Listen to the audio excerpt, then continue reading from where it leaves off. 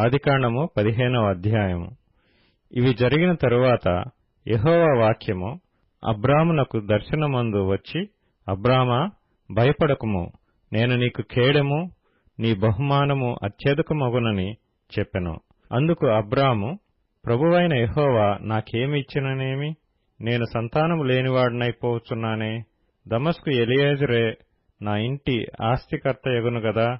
మరియు అబ్రాము, ఇదిగో నీవు నాకు సంతానమియ్యలేదు గనుక నా పరివారములో ఒకడు నాకు వారసుడగునని చెప్పగా, యెహోవా వాక్యము అతని యొద్దకు వచ్చి, ఇతడు నీకు వారసుడు కాడు, నీ గర్భవాసమున పుట్టబోచున్నవాడు నీకు వారసుడగునని చెప్పెను. మరియు ఆయన వెలుపలికి అతని తీసుకొని వచ్చి, నీవు ఆకాశము వైపు తేరిచూచి నక్షత్రములను లెక్కించుటకు నీ చేతనైతే లెక్కించుమని చెప్పి, నీ సంతానము అలాగవునని చెప్పెను. అతడు యెహోవాను నమ్మెను, ఆయన అది అతనికి నీతిగా ఎంచెను.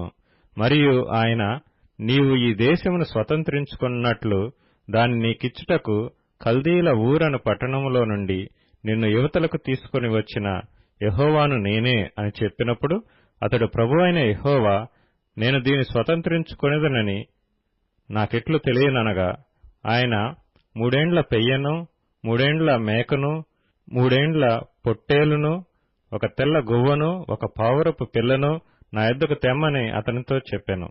అతడు అవన్నీ తీసుకొని వాటిని నడుమకు ఖండించి దేని ఖండమును దాని ఖండమునకు ఎదురుగా నుంచెను.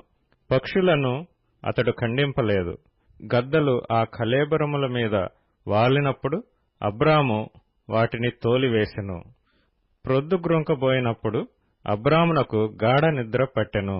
భయంకరమైన కటిక చీకటి అతన్ని కమ్మగా, ఆయన, నీ సంతతి వారు తమది కాని పరదేశమందు నివసించి ఆ దేశపు వారికి దాసులుగా నుందురు.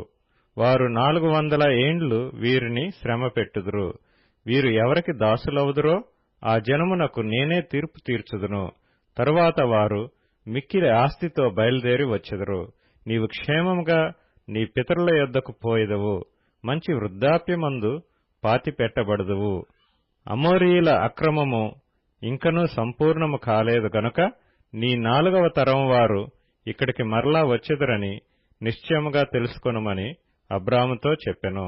మరియు ప్రొద్దుగ్రుంకి కటిక చీకటి పడినప్పుడు రాజుచున్న పొయ్యియు అగ్నిజ్వాలయు కనబడి ఆ ఖండముల మధ్య నడిచిపోయెను.